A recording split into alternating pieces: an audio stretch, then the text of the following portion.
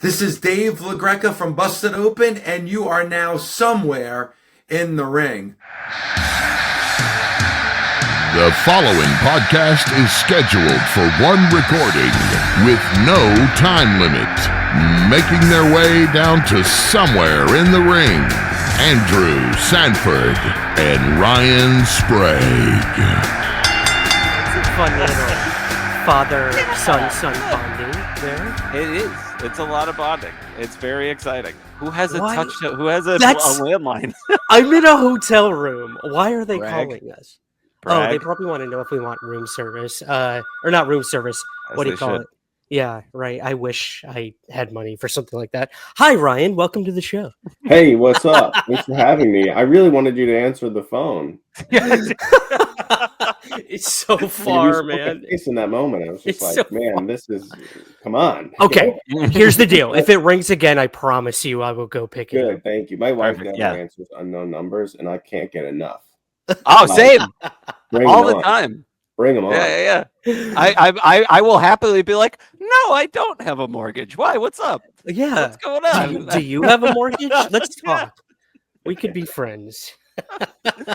I think for clarity's sake, I will refer to my co-host as Sprague for the episode, and if I say Ryan at all, I am speaking to you. Fine. Ryan. Whatever. You know, That works. I'm happy to. I'm happy to be Sprague. I'll do whatever. I'm good. And you've always said that, to be fair, which is a Yeah. nice. Yeah, I have. It's I was hoping that my display name would be up here, but I actually logged in as Ryan from Parts Unknown. So Ooh. I was thinking we were going to have multiple ones. I should qualify. Yes. yeah. No, that's fair. Mine said Death Valley for a while, but it was getting confusing. And There they are. I am There they very. are. There you go. This is, by the way, this is Somewhere in the Ring. We are recording already. Great. A podcast where we talk about wrestling and other fun things. And I am joined by my co-host, as always, Ryan Sprague. And we have a very special guest this week, Ryan Beck. Hello, Ryan. Hey, what's up? Thanks, boys. Thanks for having me. Dude, thanks for coming. Thanks for Yeah. joining. I'm glad I think we talked about this back in October when you very Yeah. graciously came to the chemistry test screening at the Rat in Yeah, Dumbo. it's a great film. Super fun. Thanks, Cool man. space. Really good night. So Thank you. Yeah, man. Happy to be here. Happy to chat. Loved watching the match. I'm ready to go. Oh, excellent. And before we get into that, I would like to, since I was going to do this anyway, but since you threw a compliment my way, Ryan is a comedian and a very funny comedian. And I always love when somebody can get at something that I'm like, oh, I've been saying all the time, but I haven't actually said it. And then he just put it into words. And so today, to give a little tease of that, I would like to say that we are recording a podcast. So Ryan did a joke recently about Wheel of Fortune, which is one of my favorite shows, and Yes. brought up how no one on that show speaks like a normal human being. Not at all. Not at They all. answer one of the clues. And I Yeah, just thought that was very funny. My line is just that they're always saying ridiculous things in that like strange cadence. You know, the joke in the joke, it's like rummaging through my neighbor's trash, and then they just smile, and they're so proud of themselves, like they didn't just say that. And it's always kind of a question. Like I was saying that it always feels like they call letters like their family's being held hostage. You know, it's just like just L. There's no L. What are you gonna do to my mom? Oh man, I love it. Yeah, they always sound like an alien trying to be a human being. Yeah, Like, they have voice it so emotions. clearly that they just speak in a way that is so unsettling. Yeah. Everyone's I feel trying to like- eat dinner at home, like it doesn't bad. And there must be a producer that is just like, look, when you answer, you have to say it like this. 100%. There has to be, because it's across the board. No one's speaking naturally. They're like, and if they do misspeak, you lose. You like the stakes are super high for like speaking clearly. You can't be like, you know, you can't say can't when it says cannot. Right. You can't do that. Yeah. And you'd think too, because another part of your joke is how like Jeopardy is super hard, and then Wheel of Fortune is just like, let's learn how to read. Yeah, because they're toss-ups. The beginning of Wheel of Fortune is toss-ups where they just show you a sentence and they're like, "Who's first?" Go. Yeah. Jeopardy is so hard. Jeopardy is so hard. It's so hard, and then it's hard enough though. Whenever I get a question right, I'm like, everybody leave me alone. I regularly take the "Will you please let me on?" and just epically fail. I love it. Yeah.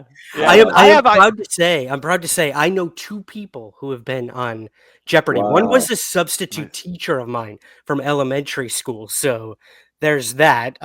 Didn't teach me much, but and then one is a fellow colleague of mine in my other life, Ryan, which is UFOs. I'm a UFO researcher and podcaster and all that. And one of my closest colleagues, he moonlights as a Jeopardy contestant. So wow, that's incredible.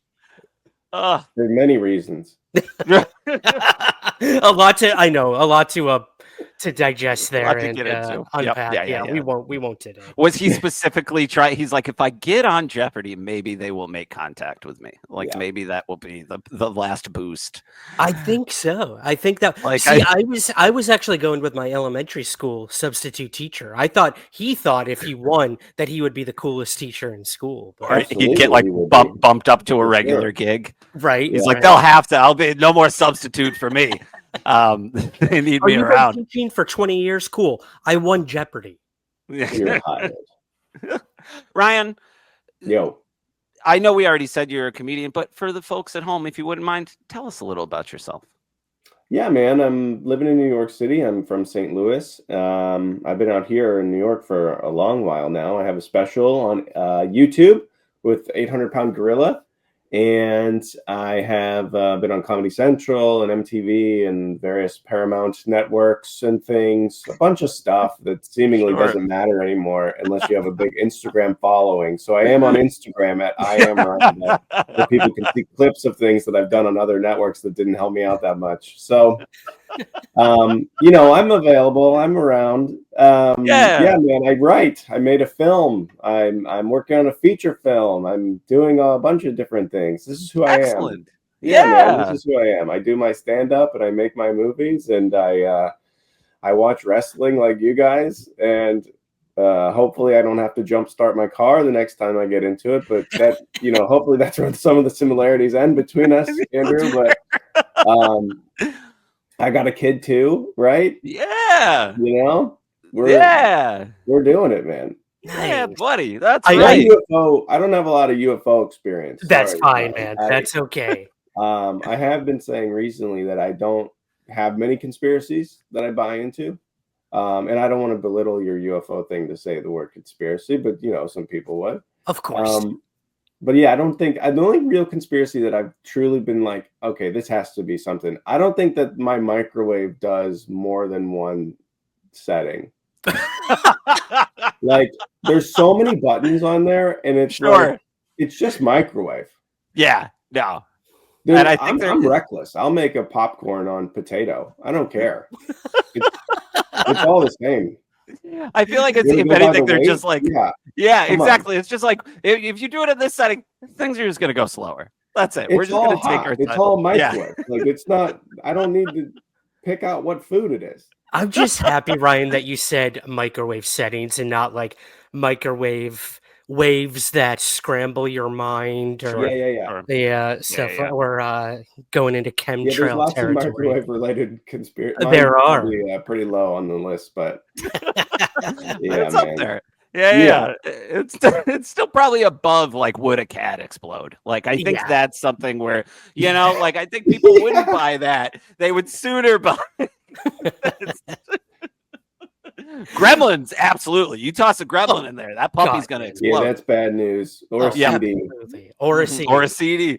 I remember. Speaking of which, I remember when I was younger, taking a Kane action figure because apparently I could see into the future, and putting a glue stick on it and putting that into the microwave just to see what would happen. Sounds right. What did happen? Yeah, a lot of smoke and fire. That was that, and my parents getting very mad that the corner of our kitchen, like his mask slid right off, and I got to see his face before anybody. Yeah. It was super epic. He started complaining about wokeism like it was a whole. He just really went hard in a way I didn't expect. There's microwaves, man. Small town mayor in my microwave. It was pretty wild. All right, so I have a small town too. Sorry, go ahead, Ryan. No, go Sprague. Sprague. Okay, thank you. Ryan, you said you watched wrestling. I'd love to know. We always ask our guests, what is your history before we get into the eventual match we're going to discuss? Well, when I was like a kid, right? I'm like around 2000, a little earlier than that. I was like I really liked WCW very much. Really? Okay. The WWF at the time was like pretty aggressive. Like it was really wild. And WCW was like a little bit more playful. I feel like children probably had a little bit more time, like that was more palatable. I really liked Sting. I was very much into that. It was just a bunch of cool guys wrestling. It was like less monsters and less like fire and chair shots, significantly less chair shots. Sure. In WCW. And so it was a little more palatable to my 9 and 10-year-old self. But I really liked it. I watched it for a while. And then of course, I think many of us fell out of it for a few years. Then you find your way back as an adult because it's fun entertainment and it's really great. And another friend of mine, Casey James Salengo, who's a fantastic comedian, he really loved it, never fell out, really loves it. And we went to WrestleMania when it came through New York. And then Comedy Central, I did some like man on the street stuff at different WWE events. And I got really back into it. And I was like, this is super fun. And and I rediscovered through the power of streaming all of the Raw's War that I missed from my 10 and 11. I was like, oh, this was on the other channel. And it was really exciting to watch all of that. I watched so many years of all the Raws and these pay-per-view events that were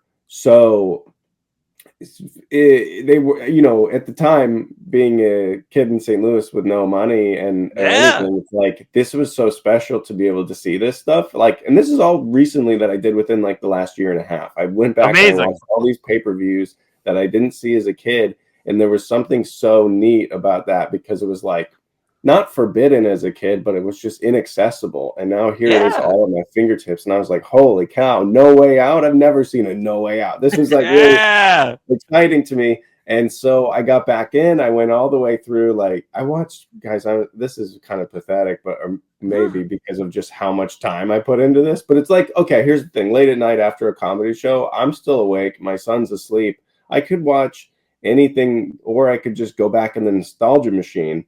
And I think I watched probably like 1998 to like 2004. Amazing. Lots of stuff. That's a good time. Like I told Andrew, like before, he's like, we're going to watch TLC 1. And I was like, yeah, just watch this. I just watched this. I just saw this. I've crushed so much. And so I've gotten back into it. And of course, like since I went to the WrestleMania, this was like Rock versus Cena. This was like 29, maybe. I think. Sure. Or when it was just about. I think, it was like 2012. It wasn't the Kofi Mania. That was in New York. Right. Yeah, and that was 2019. Previous to that. And since that point, I started watching again. So I've been watching the current stuff. I picked up everything from, so I've watched for like the last 8 years or so. Cool. And I've also watched everything from 25 years ago too. So we're in, baby. You're all in. You if you don't mind, Andrew, you bring up a good point of like inaccessibility. Now, I was kind of the same as you when I was a kid. Andrew, I don't know about you, buddy. We haven't really talked about this, but like I couldn't afford the pay-per-views. Same. So sometimes my friends and I would all chip in and we'd go over to my grandma's because she was the only one out of all of us that had like the cable box that you used to have to order it on. Oh, it wasn't just ordering it. You also had to have like certain equipment to even get to that point. It was exactly, dude. Oh, I remember. So it was my birthday the other day. No big deal. It's whatever. And remember, like burned into my brain, for my 10th birthday, the Royal Rumble was going to fall on my birthday. And I didn't ask for anything gift-wise, like nothing, like, no, I was like, Mom, Dad, can we please order Royal Rumble on my birthday? And she was like, yes, absolutely. We got chicken wings. Like my cousin came over. It was going to be a whole thing. Well, it would have had to have been the 99 Royal Rumble. Oh gosh, violence. Yes. And I remember we literally we went to order it. It was maybe 20-30 minutes before it was supposed to start. Sunday Night Heat was still on, and we realized we did not have the correct cable box, which was something I wouldn't have been able to know as a 10-year-old. Something my parents probably wouldn't have even. Oh, we have a cable box. It's whatever. And that disappointment has followed me for my God, life. man. That's such a bummer, man. I wish I could But also, it's back probably good that you didn't see the Rock versus Mankind I Quit match at a young age. That's true. Yeah, I think that's the one. That is so violent. I think that's the one where he hits Mankind in the head with a chair like 30 times or something like that. It's so many times. Something that I want to put a pin in that, because when it comes to chair shots, WWE is so afraid of them now. I believe, which all for the best. I believe they edited. They did. I made a note of this. In the video we watched on the WWE YouTube, they edit them down to where they put a couple stills. So you see the guy swinging, for those on the video podcast right now, you see the guy swinging the chair, it pauses, you hear it, and then the video skips to the moment after the chair's been away from their body again. So yet they keep the sound, which I you love. hear everything. The audio never cuts, but they do a freeze frame to hide the chair shots. Thank you for bringing that up, guys, because I thought it was just my my Wi-Fi. No, I didn't realize that you had sent an official link to a YouTube, and I had just watched this on Peacock, like I told you. Oh, sure. So it was pretty easy for me to spot, but it was in fact it's an editing thing because they're a PG product now, which I can't imagine that I Quit match is even on their YouTube. Yeah, 100%. If anything, there are a couple matches, and now I'm starting to put pieces together where it's we don't have this whole match, but here's 3 minutes of clips, and I feel like that's probably the workaround to get some of that stuff out there. Actually, a little surprised that it's uncensored on Peacock. Not super surprised, but a little bit. That is sometimes, for the most part, they went back and they edited out hotline phone numbers and different sweepstakes phone numbers, and then a couple of them they're still up there, and I'm wondering maybe I should have called them if they are in fact still active. But it's so cool to watch stuff from 99 2000 because the internet is new, so it's the things that are being advertised and the different pop culture references are just so funny. They're so funny. There was an advertisement for do you remember nowadays every app is a word that's spelled wrong, everything is just a regular word that's spelled all messed up. But back in 2000 the websites were just an entire sentence.com. Yes. Yeah. The one thing, I wish I could remember the specific name of it, but it struck me as so funny, but it was just findoldphonenumbers.com or something, and it was just a sentence like that, and it was this next match is brought to you by findoldphonenumbers.com. You want to find old phone numbers? Go to find old phone numbers. And that's how the internet worked back then. Remember? You wanted to learn about anything, you just type in that word .com and you see what happens. Yeah. And I feel too there's a transitionary period where the first few years they have to say www before every website, and because they don't understand, and then they kind of drop the www altogether. It's pretty upsetting. And now 2025 I'm still saying www. Yeah. Still. Yeah. Nowadays you just make a guttural noise at somebody and they're oh, must be an app. Oh dude, you're not on Herc. You gotta get on Herc. Oh man! Yeah, by all and now close.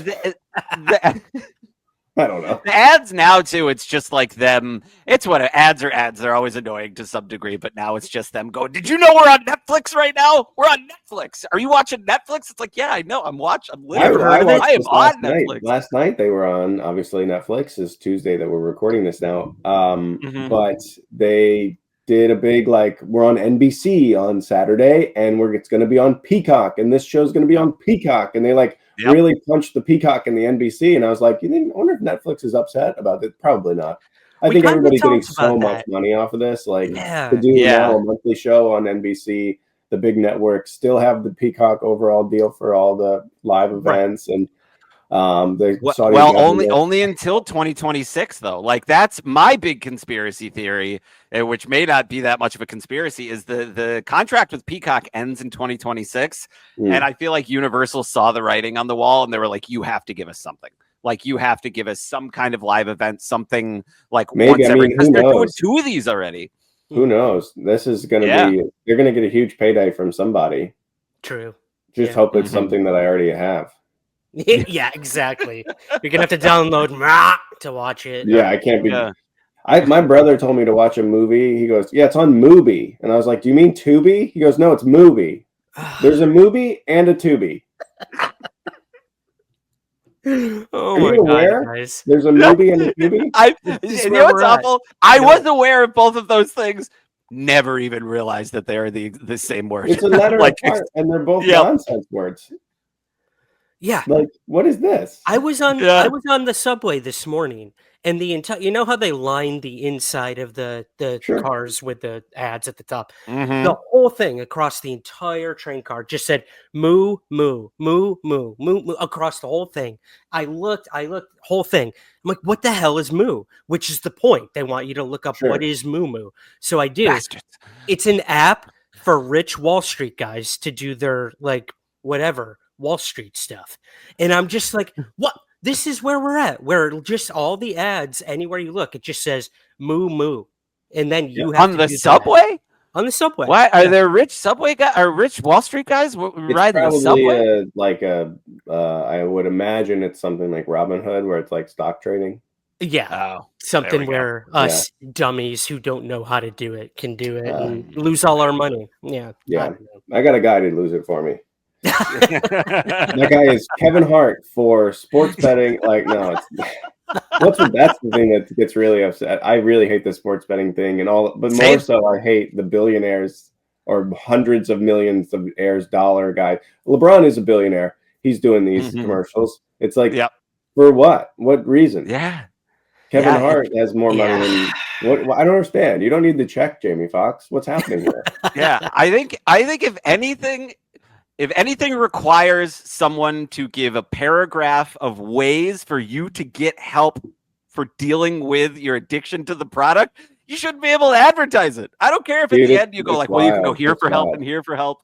It's crazy. Some people are really into it. That's your thing, whatever. And they want to say it's not as dangerous, or it's not as just as equally as dangerous as like a beer or something. And I get that both, like, there's nothing is really above the fold, and everything, has its own problems with it. But like having one beer is one beer. But like placing one bet, if you really have a problem, you could lose your house. Like, that's the part that's different for me. Yeah. And a lot of things with beer, it's not like somebody going like, hey, have this one first. It's on us. And then if you want more, you can get into the system. Who does that? Drug dealers, like bad drugs. Like, this being said, the Royal Rumble is coming up, and I will be entering a pool where I get a number, and I will try. And I did win the year that Shinsuke Nakamura won. I got Asuka and Shinsuke, and I won both of them, and I was like the king of the pool. That's awesome, man. This episode is also brought to you by DraftKings. Thank you. It is. Yeah, it is. Yep. Ryan, who's your favorite for this year? Oh, I don't even know, man. It's hard, so right? Many people in there. I think Sami Zayn might win. Really? Ooh, good choice. Yeah. It's because that could be fun. It could be fun. The other guys, it's going to be like the same main event, no matter who it is. Like, there's like 5 guys. It's going to be basically the same main event that we've always had. But Sami could be interesting, and he's really over. He's so over. He really is. He really is over, big time. He's like not my favorite guy, but he's so over. Yeah, try to find a person who has anything bad to say about him as He's a really wrestler fun to watch, and human you being. know. I think it's possible that the Royal Rumble could be really cool, and we could maybe, if Kevin Owens wins, you know, that it could be a Sammy Kevin Owens main event, like they kind of hinted at, and that would be really fun. It'd be really fun for that. Yeah. But who knows? I think my money's on Punk, just from even like going behind the curtain kind of thing. I was like, I feel like that was part of his contract. He's like, look, I will come back, but these 4 things have to happen. I have to main event WrestleMania. I have to win a Royal Rumble because I've never done that before. And I got to be able to take shots at Hulk Hogan whenever I want. And look, I'm very in favor of that. The last one there. Yeah, he did that on the ad for Peacock. Yeah, exactly. Yeah. I love it. He's like Peacock in living colors. I was like, he's good at this. Like, I understand. Yeah, he is good at that. But I will say, I don't know. I really don't know who's going to win, but I think I'd like it to be something that was kind of surprising. I think that'd be fun. Yeah. Apollo Crews, baby, wild card. I'm calling it right now. There's a reason. There's a reason he's doing all those backstage segments. I want 1 year for them to have like. There's always like Omos always comes out and clears the field. Just give it to him. Yeah. The guy's so fun. He's so big. He is. And the only thing they have him do is once a year is knock 6 people out of a ring and then get pushed over. Done for the year, yeah. He's done for the year. It's like he's actually pretty good on the mic. He's pretty athletic. He's pretty big on social media. Yeah. This guy could get over, even though he's normal. Yeah, it's really interesting. The kind of like, he was definitely somebody where once Vince got kicked out, it feels like everybody else in charge wasn't as big on Omos, so they just kind of started going like, but Vince was trying to push him a lot. WWE has this thing where that's like you could be too big to fail, but also like too big to really succeed too. Yeah, exactly. Omos is like he's so big that I don't know that he's never good. You don't need to put a belt on a guy that's 7.5 feet tall, but it is like you do want him to like have Braun Strowman they use really well, and he's scary and he gets to do stuff. But I think Strowman is even Omos towers over him. Yep. Yeah. I'm excited for that Strowman Jacob Fatu match coming up this week. That's Jacob Fatu, one of the most exciting people to watch right now. Super fun. So Ryan, you're watching the current stuff, right? Yeah, that's right. Okay. I just wanted to know, Andrew. Sorry to interrupt you there, buddy. No, it's okay. It's okay. I was just wondering, what did you think of the debut of Penta? Oh, that was fun, man. That was really fun. Chad Gable's probably one of my favorite guys right now. He's so good at being I really want Chad Gable to get a belt because I think his character would just like take off, even in like a mid-card kind of belt. Like he's super fun on the mic and he's like great at pushing other people. I really wanted like a bigger showdown with him and Otis for sure. But I think for him to be the guy that for Penta to go up against first, it didn't hurt Gable at all to lose. No. And it was like a really exciting match. And Gable's such a freak athlete that it was like really neat to see what this other guy. I don't know anything about Penta other than his name means zero fear, and I was like, well, I'm learning Spanish. But super cool makeup, super cool vibe. Seems pretty athletic, but it's we'll see what he does. I don't know what they have in store for him. It's all pretty exciting. I know that you asked me a question about one guy, and I just started talking about Chad Gable, but I think he's awesome. But that was the thing is they like that match was such a great first showing, and I mean his match last night against Kevin Dunn was good too. But what I thought was the most impressive about that is it wasn't a squash match. Like it wasn't like he's just going to come out and destroy. It was like no, they came out and had almost the best match of the night, if not the best match of the night. Yeah, it would have been so disappointing to squash Gable when we all know that he's like a real wrestler who's probably he's like a dude that on multiple occasions has German suplexed like 2 or 3 people at a time. Like he's freakishly strong. He's really good. He's really good. I don't love Pete Dunne's style though. It's like the breaking of the fingers and sitting on people is like it's kind of boring to watch on TV, at least. I don't want him to grab my fingers, that's for sure. I don't want to disclose his name, but I don't know. There's always that weird thing. Sorry, go ahead. I was just thinking, like, if I saw him at like a guy at the end of the bar was threatening to break fingers, I'd be terrified. But like in this world where the Wyatt Six exists, like, I don't know. What are we doing? What are we doing with the pinkies? It's the sword thing. It's the why I hate Drew McIntyre's sword. I'm like, you're not going to use that sword. No, I will never stop. He has not brought the sword out for at least a year, man. Come on. And we are better for it. Look, The Rock still gave it to him when he signed that big contract. Like, he presented him with a sword at dinner because that's the kind of stuff The Rock does. Oh, you just won't. I want to see Rock versus Cena this year. I hope that happens. Nice. Let's get into the match. I don't think anybody wants to see that. Oh, it has to. I feel like I don't think The Rock is going to wrestle anybody else.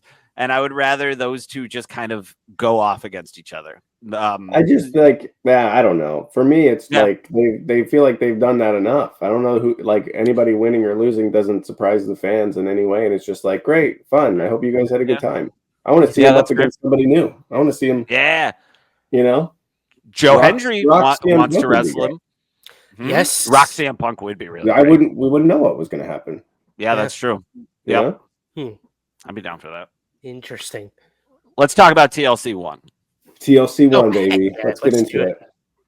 I remember. Look at that. Chirons are great. This is my favorite SummerSlam design. And they kept the like blue and green for a long time too. But I feel like this is the first time they had it. And this is one of those instances where the build up to this match was so exciting and so fun that it ended up in a video game. Like there was a SmackDown video game where, as part of the storyline, they introduced the TLC match and recreated how we got to this match, even though you couldn't. I think in that game, they didn't have the capability for you to do a tag team TLC match. You could only do one-on-one, but they still were like, no, it's here. It's in the game. This is how it happened. Yeah. And this is, I believe, is this August of 2000? Mm-hmm. Yes. Yep. Okay. Sounds right. To place us in the world. And also, okay, so this one was so successful. Just a quick shout out to the TLC 2 match, the second one. Oh, absolutely. Together. My favorite. That one, of course, has the iconic Edge spearing Jeff Hardy off of the ladder. Like Hardy's holding onto the belt and gets speared off of that ladder and then hits the ground, and it's crazy. These guys are all insane, by the way. It's insane.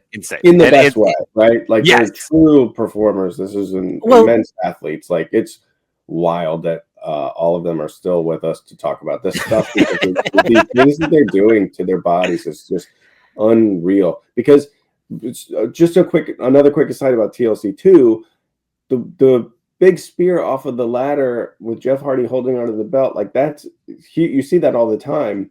Like 3 minutes prior to that, Jeff Hardy went from one of those really tall ladders through like 2 tables and then climbed up there and then grabbed that and then fell another 17 feet or 15 feet or whatever it is from the spear, like, to end the match. And I mean, this guy specifically, they're all incredible. I don't know. Jeff Hardy does, like, he's always just doing a little bit more. And I think in this one, we see that too, where it's just like, my goodness. Yeah. They all take enormous bumps. Yes. And Jeff Hardy takes ones where I'm sure the other guys are like, wow. Yeah. I feel like. You know what I'm saying? Oh, yeah, absolutely. And because I feel like for Hardy for a long time, it had already kind of been there, but then you were kind of waiting for these matches of like, okay, when is Jeff Hardy going to take himself out of the match? Like, what is going to be the thing where it's just like, oh, he's done. He's done. He's going to spend the rest of the time laying on the floor. They'll have medics check on him. And it's unfortunate. Like, it is incredible and it's insane to watch. And then it totally makes sense why he would have the issues that he would have later on. Drinking or body stuff? Drinking and drug abuse, and just to the point where to just be able to do this, they're doing dark shows too. They're in and out. Yes. These guys are all on the mid card. Yeah, right. And this was before they weren't like ashamed to do yoga backstage. Like they were like, this is before DDP was like, hey guys, maybe instead of those pills, we can stretch for a little bit. Like, God forbid. Yeah. Oh man. Yeah. And we should mention too, like, this was the pinnacle time to spell your last name with a Z if you had boys in your name. Clearly, you're looking at the glasses Edge is wearing. Those are my favorite time in history of sunglasses. And that's not even the. Yeah. Christian had some wild ones back then too. That would like go up over his head. Yeah. Yep. I remember those. But I wanted to point out too, like Ryan kind of touched on this. Each of these tag teams had significant strengths with each of these items. Like you had the Hardys were big with ladders. That was their big thing at the time. Clearly Bubba and the Dudley Boyz, they both used tables was their big thing. And then you had Edge and Christian, our champions. Edge is my favorite wrestler. Ryan, I should mention that as well. They were big with chairs. They had the concerto? The concerto, yes. Yeah. So it makes sense for them to like just mash all of those together so that no one really had an upper hand with a match like this. I thought it was genius in terms of like how they formulated this, and I can't imagine the amount of prep that went into this match. I know a lot of matches have a lot of preparation, but for this one, it really was the first of its kind. So I'm just imagining these guys like in front of a whiteboard and like trying to figure out the geometry of each move. Am I wrong? Am I thinking that they put that much thought into this? I don't know. I definitely don't think that they winged it. Sure. That's ridiculous. Yeah. No, Like, the right spots away. are definitely planned out. You can also see them like a couple times really spot what rung of the ladder they're on if they're about to get like pushed over. Like Bubba's spot where he goes through the 4 tables is incredible. But it is like he telegraphs it very much as he should. I don't want him to go into that blind, but he is, for somebody who's trying to get a title belt, he never looks at those belts. He is always looking at the 4 tables to make sure he is aligned with those 4 tables when he goes over. And then he doesn't even break them. Like a little bit jumps off of the ladder as it's falling, so he can hit it right. And it still looks like he lands right on his elbow. Oh. Yes. Oof. Yes. Yeah. You can prep all you want, but like these things are gonna. You could tell. Like there's spots throughout the match where you could see them move a ladder out of the way to make sure the other wrestler doesn't. The professionalism of everyone in this match really stuck out to me in terms of watching out. So are we going to go through beat by beat, or how should I present what are my thoughts? No, lay it on. Lay it on. Okay. Like, so we can free roam. Talking about what you had mentioned, Ryan, was like I as a 36-year-old fan now, I like watching the game within the game a little bit, where you can see them working safely. I think it's kind of interesting. Yes. Like when there is a ladder moved or something like that, because you think, oh, something's going to happen in this area or whatever. Bubba, there's a Bubba bomb from the top of the ladder. It was great. It was great because he's the top of the ladder, and he took I think it was Edge, actually. He's got Edge, and they're both climbing. Then they do the Bubba bomb from the top of the ladder, and Bubba takes the full force on his ass. Like he's got the other guy. It was Edge or Christian, one of the two, and he takes the whole force. Where it's like he just jumped off a ladder onto his butt, and the other guy was just like on. Like my 3-year-old son probably could have taken that bump because he was just cradled the whole time and bounced on his butt. And it's like, that only hurt the one guy, and it was really like a pretty sick move. They did a replay because it was so big. Sure. Another quick aside though, it drives me crazy, and always has, even when I was a kid, when they just go up a ladder that's the wrong size. Like, yes. What's the tiny ladder? No, it's too small. It's too small. I do yell at the screen. I think I can get it. There's like 2 instances where I yell at my TV. It's a horror movie where I'm like, don't do that. Or it's this where it's don't do that. That's too small. We all see how that the ladder is too small. You need the bigger ladder. Yeah. My favorite too, right? Push you off. When is it Bully Ray? He goes, get the table, the signature, get the tables. And they go outside the ring, and he can't find the tables. He's looking under the apron. He's like, there's nothing there. Oh, wait, they're already all set. Like I think commentary literally said, I think he forgot that they're already all set. Definitely forgot. Poor Devon. He totally was in the moment and was like, they're always under. Oh, wait, no, they're down entryway. Yeah, he just disappears for times on so many times during the match to go like grab tables from backstage or something. I don't know what was going on there, but I loved it. Yeah, I loved it. Absolutely. So we talked about the safety, like of the bubble bomb from the top, or like the other things that you're talking about, or like spotting where you are when you're falling. To that effect, there's one spot that they try to do in this match where it's like they have like a ladder on a ladder. Okay. Oh yes. And it was like supposed to be like a seesaw thing for like somebody's going to jump on the ladder and then it's going to pop up, and it's like this is definitely something that was just talked about to me. Where it's like, wouldn't it be kind of neat if there was like a seesaw thing and maybe it would like flip you up or whatever? And it's like, it looks so truly painful because it's like I don't remember who it was. It was probably I think it was Christian jumps on to the table to the ladder. Jumps onto the ladder, and Jeff Hardy's already on the ladder. And then Matt Hardy's face is just like above the rung of like, so this ladder flips up, it knocks Jeff Hardy off, and then it just smokes Matt Hardy in the face. And it's like, this wasn't really that cool looking, and it definitely hurt. Yeah. Yeah. There's another one. It looks like cringe painful, you know? Yes. Yeah. There's another, and this one at least looks effective, but Edge spears Lita at one point. God. Super violent. Super violent. Yeah. Her head snaps. Her head is crazy. Right back. Yep. And you can see him check on her immediately. Oh God, yeah, whispering to her like 10 times. Like, are you sure you're okay? Are you okay? Yeah, that was rough. I forgot about that. Cuts away everything. Yeah. Yeah, I think he both hit her at a great pace to tackle somebody, but also as like I think she was trying to give it a little extra on the and like just snapped her head back really hard, dude. Really hard. And that was maybe the beginning of their love triangle right here. Yeah, that was the meet cute, baby. She's like, well, Matt didn't check on me. So that's how I met my wife. I speared her through a table. And she was just like, wow, we've all been there. We have all been there. Yeah. I to give a little extra color to this, I actually, and this will lead into a question I have for you, Ryan. I watched this on my birthday. I turned 36. Hey-o. Happy birthday, buddy. Thank you. And thank you. And I have 2, 3, almost 4-year-old children. They're twins. And they watched this match with me on Sunday. Wow. How old are they? They will be 4 in March.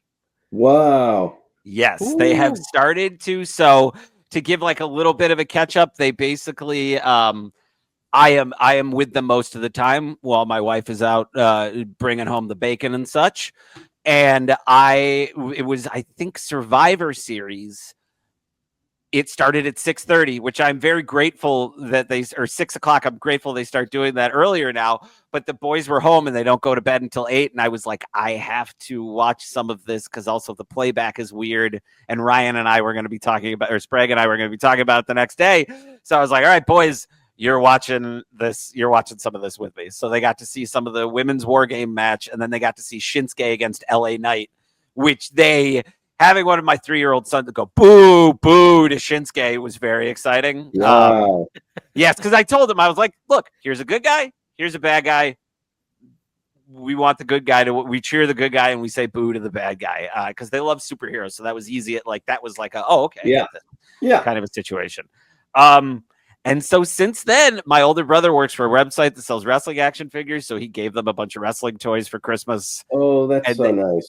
It's been really fun. And there have definitely been a few like, August, maybe don't yell, attack him and then run at somebody. Unless it's me. If you do it to me, that's fine. So there's been some of that stuff, but some of that was there already. So I guess my question is, when do you plan on introducing your son to wrestling? Well, I certainly don't plan to introduce him anytime soon. Sure. But yeah, maybe we'll see what happens. I don't know. I don't think it'll be in the next calendar year, but I also will, maybe if I do, I'll definitely come back and be like, guys, I was wrong. But no, I was thinking even the pretend violence, I think, was something that I was like, I better like introduce this in the right context. And I think that I was going to wait on it because right now he's like into dinosaurs. He's into pretending to be dinosaurs. And I'm like, let's do this as long as possible. Yeah. You know, Yeah. we're pretty big into the Pixar. So I think, nice. you know, introducing Mankind isn't like the next step. Yeah. necessarily. I was happy that we watched Great Mouse Detective because I try to watch a movie with them on my birthday. And I want to start that tradition. And they were very into that, even though plenty of characters getting drunk. Two mice get Mickey'd at one point in that movie, which was something that I just did not remember. No. But it was what was nice is it was a day where it was just me and them for the whole day, and we had to skip nap and all this different stuff. And it was just kind of like, all right, we're watching a movie, and then while you guys have a snack, we'll put on this wrestling match. And they were more interested in their peanut butter puffs. So I was like, all right, maybe we'll, yep. That's great. Especially when you've got Matt Hardy going from the highest ladder through the table on the floor. Those ones, that was out of all the spots. That was the one that made me the most nervous because I'm just like, his head that was the 6 inches. Mm-hmm. That's the fall. Yeah. Yes. The barricade. Yes. Right. The barricade is right there. So he's got to time it between the ring, like the outside of the ring to the barricade's not that wide, right? And he's falling, I don't know, conservatively like 20 feet. Mm-hmm. Right? Because it's like the ring. Then there's the tallest ladder they have, and he's going all the way to the floor on the outside through one table. And Bubba went through 2 tables stacked up. So like his point of impact was, I mean, it's not taking anything away from that, less from that. No, spot, of course not. Like, this is farther. He's hitting this that much faster. Yep. Oof. Yeah, it's wild, and it's like one of those. I think I've seen or heard Matt Hardy talk about that before too, where he's like, look, it doesn't seem that high. He was like, even I will admit it doesn't seem that high until you were standing up there. And then it seems pretty high to me, man. It seems pretty high to me. Yeah, I was tell on that to today. I was on the ladder today fixing this light, putting a new light fixture up in this very room, and I dropped a screw, and I was like, oh no. That's so far down there. So you naturally swanton bombed off of the ladder. Dude, the swanton bomb is the craziest thing. Like, I guess it maybe is arguably somewhat safer because you ultimately land on your back. But like the number of times that he must have just smoked the back of his head from like 8 feet in the air, 9 feet in the air is so bonkers to me. Well, any of those straight body flips always make me go like, I don't get it. Especially moonsaults. Did you see the ladder start wobbling when he was about? Oh my god! Yeah. I've seen this match so many times. Yeah, come on. What is it? Oh yeah, there we go. I've seen this match so many times, but every time I watch, I'm like, it's like Titanic. Like you're waiting for that one time you watch it that the boat doesn't sink. Like with this match, I watch I'm thinking that every time I watch Every time, Andrew. I know. Every month. I'm just with my appointment viewing of Titanic. I'm like, maybe this time we'll be okay. Everything will be fine. Stop playing those violins, guys. I'm always, every time I'm like, oh my god, is this going to be the time where the ladder goes out from under him? It's crazy, man. I don't know how these guys. They're the real deal. They're the real deal. I don't know how the Hardy Boys with a Z could do this more than once. Yeah. How many times did they do this TLC match? At least 3. Right? Well, and because here's the thing, there was a ladder match between the Hardys and Edge and Christian at No Mercy that kind of kickstarted this whole thing. Okay. Then there was a ladder match between all 3 teams at the WrestleMania right before this, WrestleMania 2000. Then they do this TLC match. And then they do TLC 2, like, I don't know, 5 months later, 6 months later, something like that. Good God. So they kept it going. It kept going. And this is before, I remember, I feel terrible not remembering his name, but there was there was a tag team. It was like, it was John Morrison and another guy. And I forget the other guy's name. It was Joey something. But they would come out and they were like model, like they'd have their shirts off and like paparazzi would come out and take camera. And they were a fun tag team. There was a spot where I think they tried to do a similar seesaw thing, and a ladder came up, hit Joey in the face, and like ripped his face open. Oof. And the cameras have to cut away. Thankfully, nothing like that has happened since.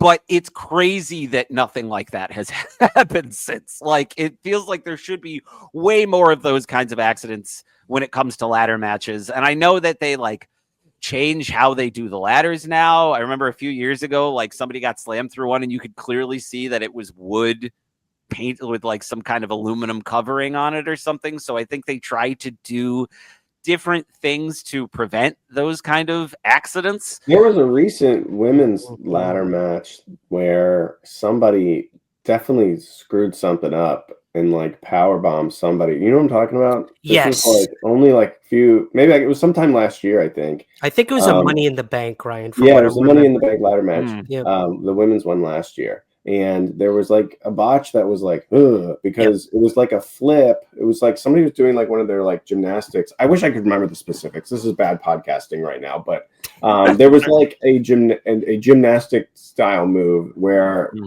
somebody botched it on the ladder and landed very wrong, and it was like, oof, man. But the ladder did have like give to it, which if that takes anything away from it, like they finished the match and stuff, but it was just like that looked bad for many reasons. Like, well, and you know, there's that thing with like when Owen Hart, I hate to bring it up, but when Owen Hart tragically died from being in the harness, what do they call those things? What was he doing?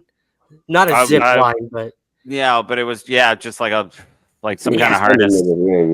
But then like 2 weeks later, Sting was doing it over on WCW. So it's like they never really learn. I know they change protocols and safety measures, but it's just funny because I think it was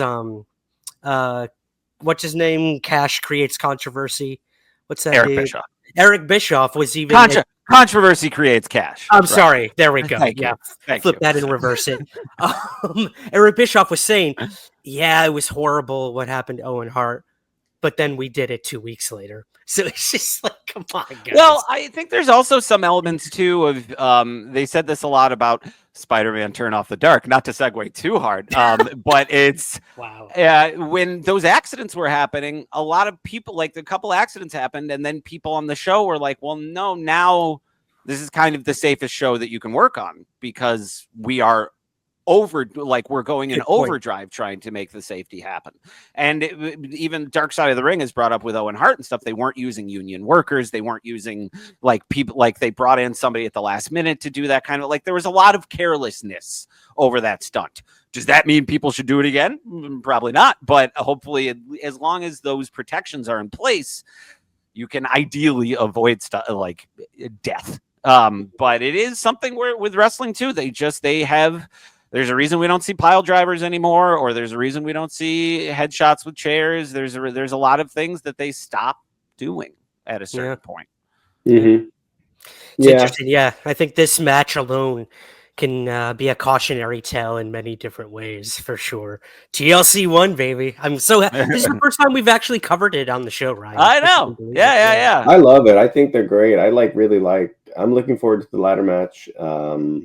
Between Cody Rhodes and Kevin Owens. I think that there's like, even if you just had a ladder match that's always the same where somebody's doing like the big, like getting tipped over from the top and going through a table, is like, it's always exciting. I know that sometimes there's like spots that have been overdone and something like the ring breaking sometimes. That was like the most incredible thing the first time you see it. And then like there's somewhat diminishing returns. I still love it, but people know it's like a part of it's like something that could happen. But the ladder match through the table, so cool every time. Every time.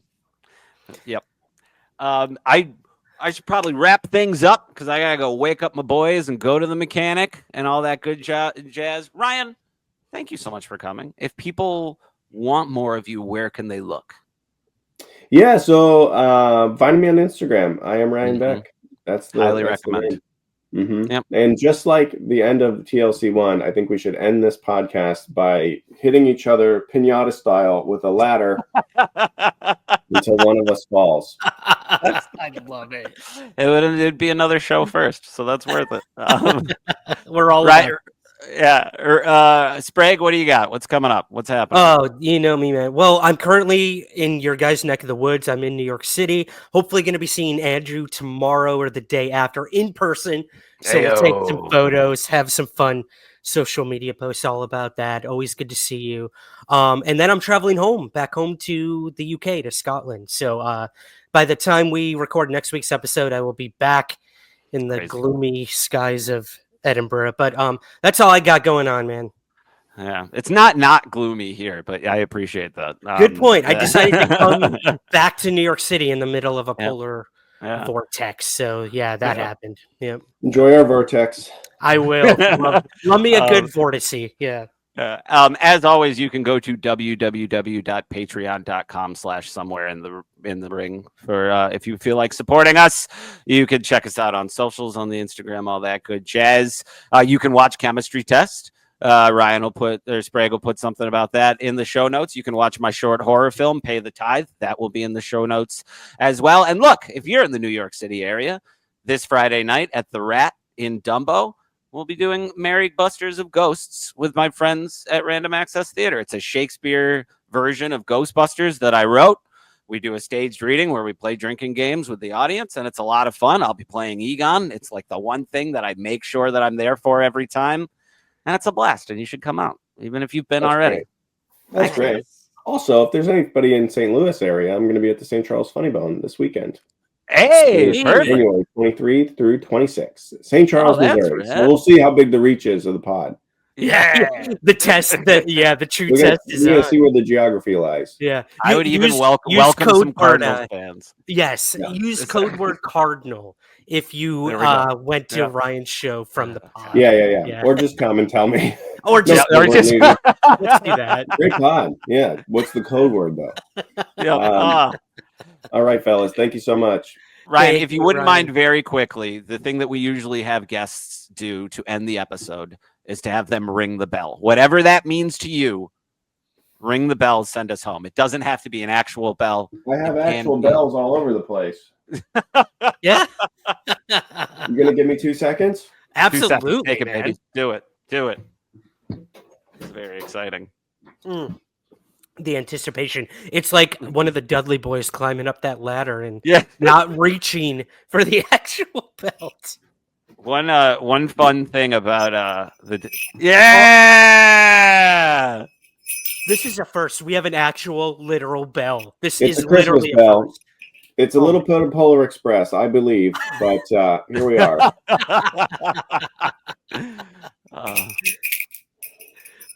Gorgeous. Sweet. Gorgeous. Authentic. Right. Authentic, baby. Yeah. Ryan, thank you so much, man. Really happy we could make this happen. Really appreciate it. You're a funny guy, and you're just also a very nice guy. So thank you. Back at you, boys. Back at you. All right, guys. All right, gents. Yeah, there we go. Yep. Yeah. We should have done 5-second poses next time. We got it. We continue with TLC 2. There we go. This has been Somewhere in the Ring. Thank you for listening.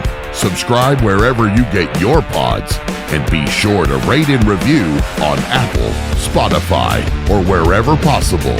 We'll see you again soon, somewhere in the ring.